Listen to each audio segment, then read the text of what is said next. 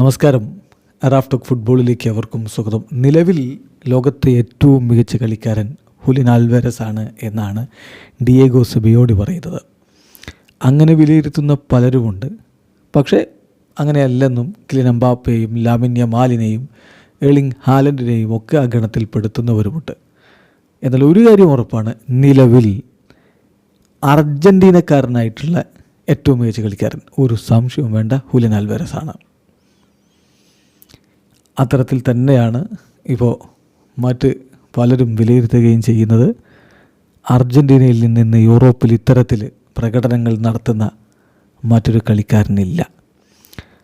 ശരിയാണ്, സാക്ഷാൽ Leo Messi ഇപ്പോഴും മിന്നും ഫോമിലാണ്. പക്ഷേ അത് ടോപ്പ് 5 ലീഗിലല്ല, യുവേഫ ചാമ്പ്യൻസ് ലീഗ് പോലുള്ള ലീഗിലല്ല അദ്ദേഹം കളിക്കുന്നത് എന്നുള്ളത് കൊണ്ട് നിലവിലെ കോമ്പറ്റീറ്റീവ്നെസ്സും മറ്റുമൊക്കെ നോക്കുമ്പോൾ അർജൻറ്റീനക്കാരനായ ഒരു കളിക്കാരൻ ഏറ്റവും മികച്ച പ്രകടനം ലോകത്ത് നടത്തിക്കൊണ്ടിരിക്കുന്നുണ്ടെങ്കിൽ അത് ഹുലിൻ ആൽവാരസ് തന്നെയാണ്.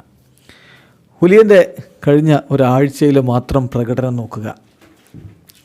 റയോ വയക്കാനൊക്കെതിരെ അദ്ദേഹത്തിൻ്റെ വക ഹാട്രിക്കാണ്, ഗെയിം വിന്നിംഗ് ഗോള് പിറക്കുകയും ചെയ്തു.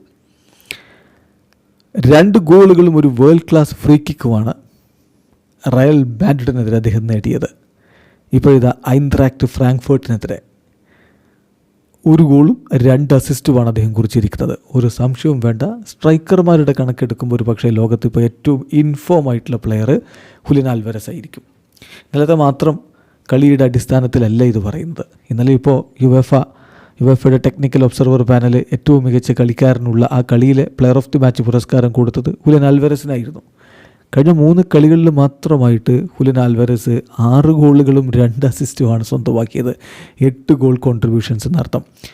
ഓരോ 34 മിനിറ്റിലും ഒരു ഗോൾ കോൺട്രിബ്യൂഷൻ വരുന്ന ഒരു കളിയിൽ 2 ബിഗ് ചാൻസുകൾ ക്രിയേറ്റ് ചെയ്തു, 11 കീ പാസുകൾ കൊടുത്തു, 12 ഷോട്ടുകളിൽ 8 ഓൺ ടാർഗറ്റിലേക്ക്.